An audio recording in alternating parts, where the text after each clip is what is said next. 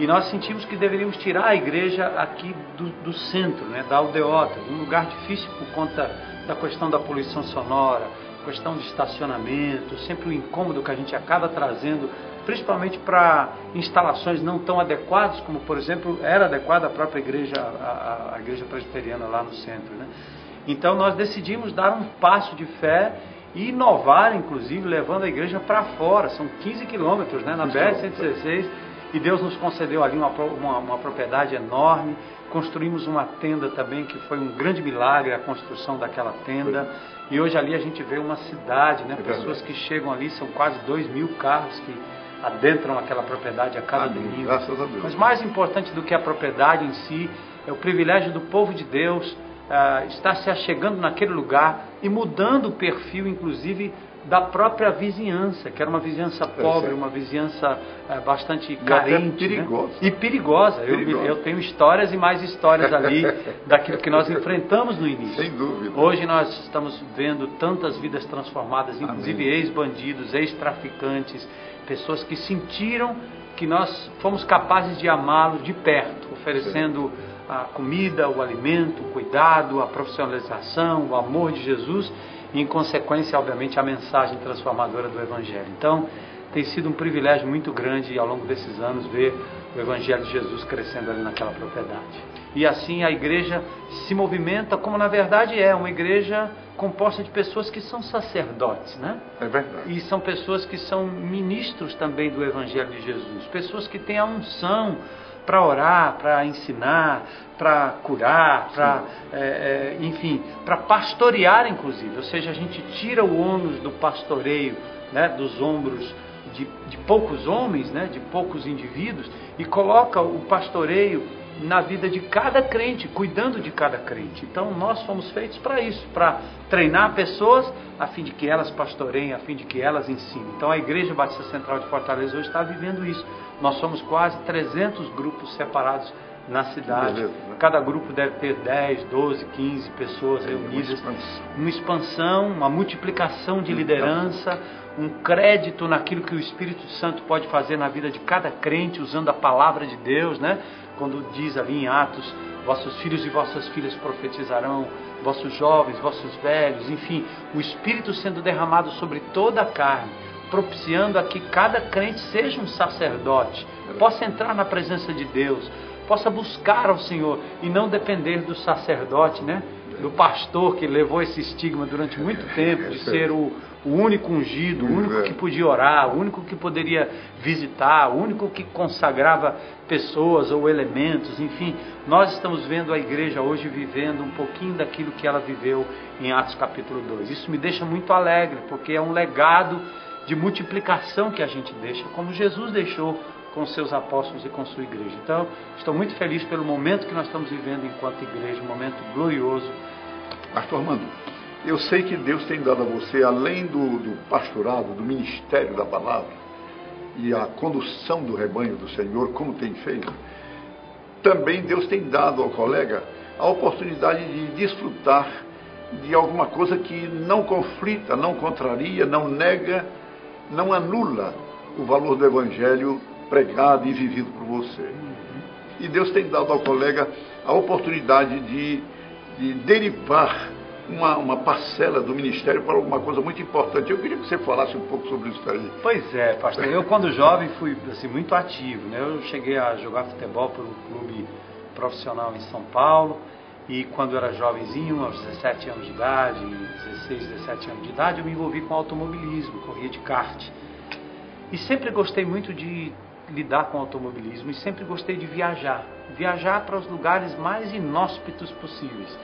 E desde que eu comecei o meu ministério em 83, a igreja compreendeu um pouco até dessa minha índole, porque quando eu tirava férias, colocava minha esposa e minhas filhas num carro e ia para uma praia, para um deserto, para uma serra, e ficava ali num lugar bem precário, acampando, fazendo aqueles sanduíches ali de atum, dormindo numa barraca. Então eu sempre fiz isso, eu sempre explorei muito a natureza nesse sentido.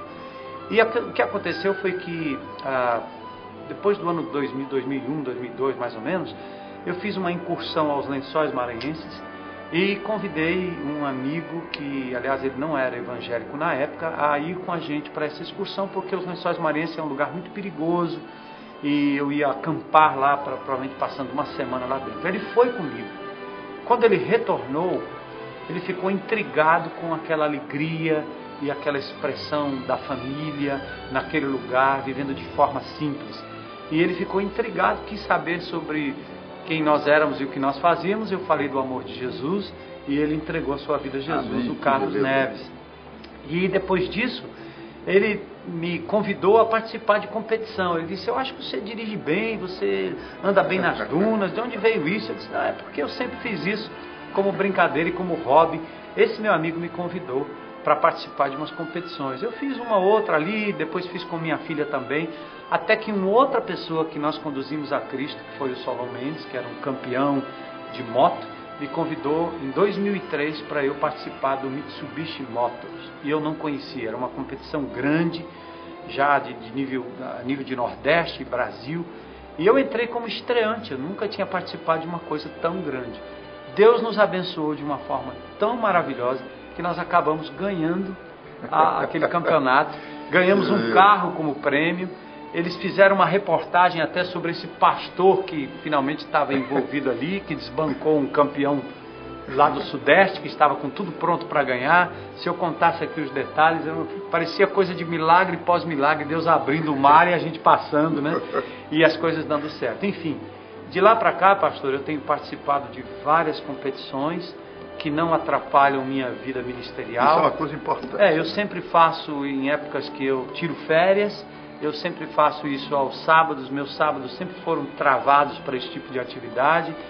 No ano passado eu fui campeão do Rally Internacional dos Sertões, né, que foi um presente de Deus. E por incrível que pareça, o pódio das grandes competições hoje tem vários irmãos em Cristo que foram conduzidos através do testemunho do que a gente poderia chamar de um trabalho dos atletas de Cristo, né? Você se lembra do Alex Dias Ribeiro, que fez esse trabalho durante muito tempo? Com certeza. Eu já cheguei a correr no Sudeste, já cheguei a andar com ele em outros lugares, até fora do Brasil mesmo, como a NASCAR, que a gente foi fazer uma escola de pilotagem lá e vimos o quanto os atletas de Cristo têm tremenda influência naquela área. Então, hoje a IBC, eu diria que lá na nossa igreja tem talvez de 25 a 30 competidores que estão lá e que foram ganhos desde aquela época por conta do testemunho. Que esse troféu a gente coloca aos pés de Jesus, né?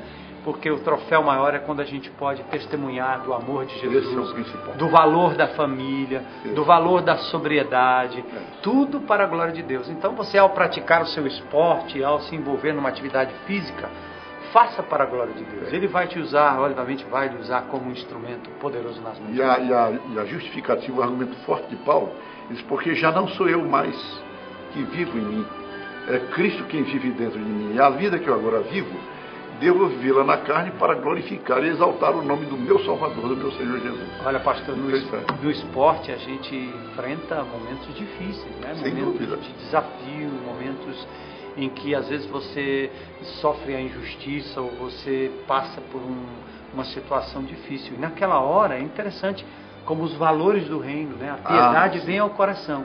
Nesta hora, para mim, o troféu não é mais importante, né? E nesta hora, quando você tem que sofrer o dano por Jesus, você também vai sofrer o dano por Jesus. Nunca descendo da cruz, mas deixando que a vida de Cristo passe através da gente. Pastor Armando, nós nos sentimos muito honrados e agradecidos com a sua presença.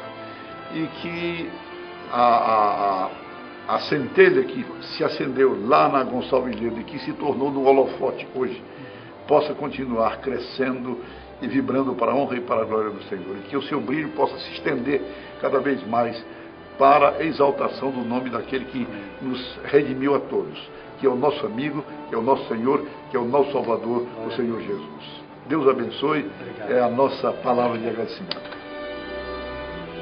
Conte a sua história.